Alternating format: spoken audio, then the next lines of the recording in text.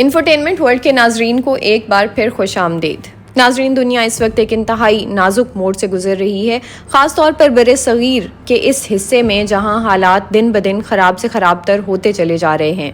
آپ سب جانتے ہیں کہ کچھ دن پہلے کشمیر کے علاقے پہلگام میں ایک افسوسناک حملہ سننے کو ملا، جس میں کشمیر کی خوبصورتی کو دیکھنے کے لیے آنے والے 26 افراد کی جانیں چلی گئیں۔ اس میں کوئی شک نہیں کہ یہ ایک بہت افسوسناک واقعہ تھا، لیکن ہمیشہ کی طرح بغیر سوچے سمجھے انڈیا نے اس سانحے کا الزام پاکستان پر لگایا، ساتھ ہی سنتاس معاہدہ ختم کر دیا۔ یہ معاہدہ اس خطے میں پانی کی تقسیم کے حوالے سے نہایت اہمیت کا حامل تھا۔ جواب میں پاکستان نے بھارتی پروازوں کے لیے اپنی فضائی حدود بند کر دیں، ساتھ ہی تمام تجارتی روابط معطل کر دیے۔ پھر دونوں ملک آمنے سامنے آئے۔ انڈیا نے سرحدوں پر بے اشتعال فائرنگ شروع کر دی اور بات یہیں تک ختم نہیں ہوئی، بلکہ ملک کے تمام بڑے شہروں مثلاً اسلام آباد، راولپنڈی، بہاولپور، لاہور، سیالکوٹ، کھاریاں اور سرگودا میں ڈرونز اور میزائل سے حملہ کرنے کی کوشش کی۔ جواب میں پاکستانی افواج نے ان کے فرانسیسی طیارے رافیل مار گرائے اور اس کے ساتھ ہی ان کی کئی ایئر بیسز اور ان کی ویپن سٹوریج کو نشانہ بنایا۔ اس وقت میڈیا پر شور ہے اور الزامات کی بوچھاڑ ہے، لیکن سوال یہ پیدا ہوتا ہے کہ کیا یہ سب پہلی دفعہ ہوا اور آخر کب تک اس طرح کے حالات رہیں گے؟ حضرت نعمت اللہ شاہ ولی نے اپنی شاعری میں ان حالات کے متعلق کچھ پریڈکشنز کی۔ حضرت نعمت اللہ شاہ ولی صرف ایک ولی نہیں بلکہ علم کا ایک ایسا دریا ہے کہ جو صدیوں تک طالب علم لوگوں کی پیاس بجھائے رکھے گا۔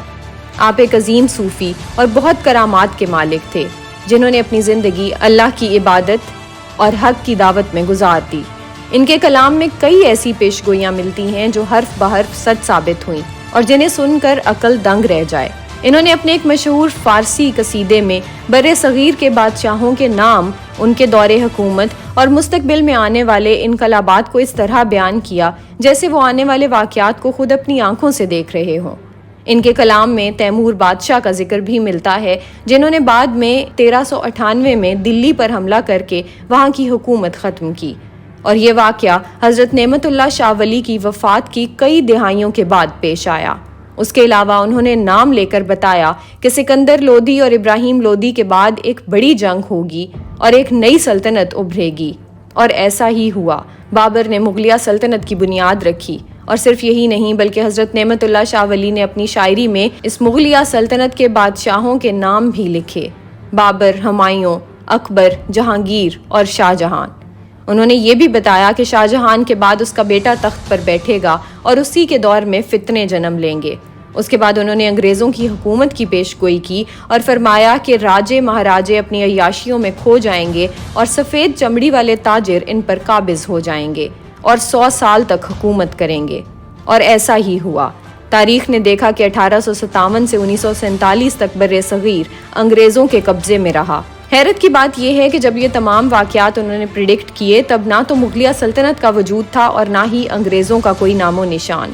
ان کی پریڈکشنز یہیں پہ ختم نہیں ہوئیں، بلکہ انہوں نے یہ بھی لکھا کہ انگریزوں کے بعد مسلمان اپنا ایک الگ ملک بنائیں گے۔ یہی وجہ ہے کہ ان کے تمام باتوں کو محض قصے کہانیاں نہیں بلکہ الہام سمجھا جاتا ہے۔ حضرت نعمت اللہ شاہ ولی کی پیش گوئی یہیں پہ ختم نہیں ہوئی، بلکہ پاکستان کے قیام کے بعد انہوں نے 2 اہم جنگوں کا ذکر کیا، یعنی 1971 اور 1965 کی جنگ کا۔ انہوں نے فرمایا کہ ایک 17 دنوں کی جنگ ہوگی جس میں اسلام کے غازی کامیاب ہوں گے، اور 1965 کی پاک بھارت جنگ واقعی 17 دن کی تھی اور اس میں پاکستان نے فتح حاصل کی۔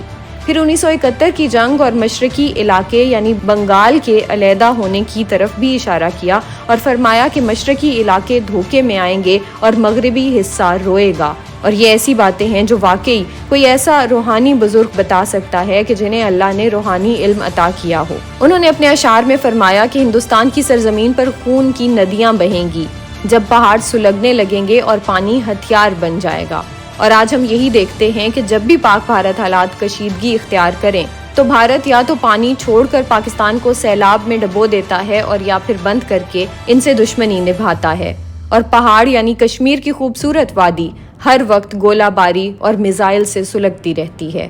آپ نے فرمایا کہ جب شمشیریں اٹھانا پڑیں گی تو فتح انہی کی ہوگی جو اللہ کے نام پر کھڑے ہوں گے۔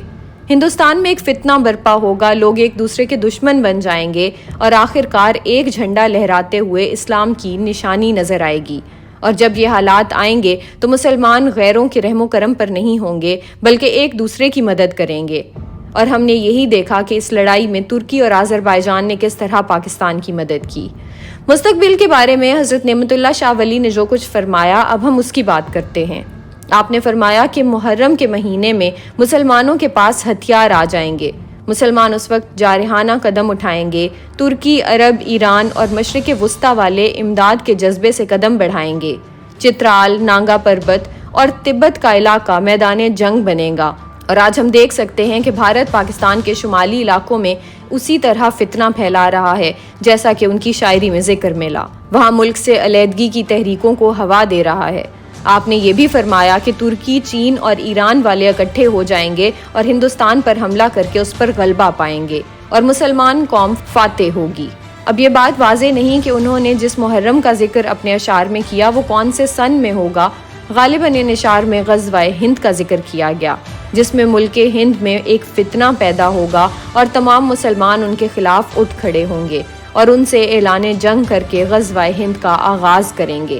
یہ بھی کہا جاتا ہے کہ جس فتنے کا ذکر کیا گیا ہو سکتا ہے وہ فتنہ سکھوں کی جانب سے شروع ہو، جو کہ آج بھی خالصتان کا مطالبہ کرتے نظر آتے ہیں۔ ناظرین، ہمیں چاہیے کہ ہم اپنی زندگی کے ہر پہلو کو بہتر بنانے کی کوشش کریں، کیونکہ یہی اعمال ہمیں ہر آزمائش میں ثابت قدم رہنے میں مدد دیتے ہیں۔